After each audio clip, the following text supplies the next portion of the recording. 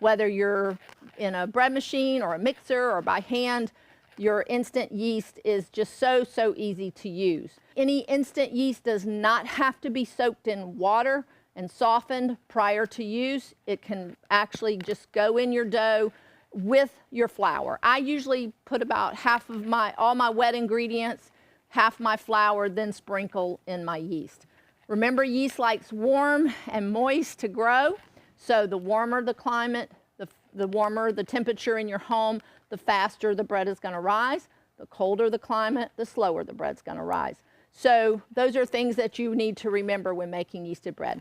Now, our yeast is in a 1 pound package. It is so reasonably priced. Unopened, this is storable for about 2 years. That's about the code date on here, 2 years from packaging.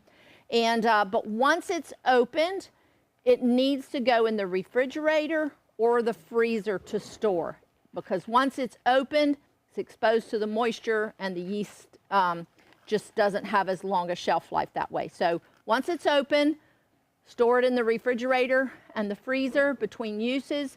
You don't have to bring it out and let it come to room temperature. I pour mine up into a 1 quart canning jar, glass canning jar, and I just keep it on the door of my freezer, take it out, put my however much I need to in my bread dough, stick the jar right back in my freezer. So that's the way to store it.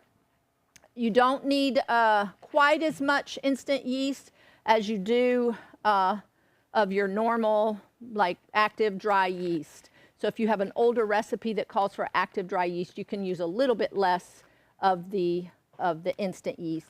In those little small packages that you find in the store, there's about 2.5 teaspoons of yeast there. To substitute for those package of yeast, you only need about 2 teaspoons of the instant yeast.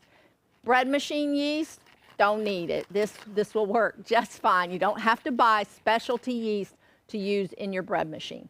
Rapid rise yeast really is a little extra yeast in that package. So if you need to rise something really quickly because you didn't start your bread dough soon enough, then just use a little extra yeast, and that'll make that bread dough rise a little faster, and put it in a warm place. But we'll talk more about that in another segment.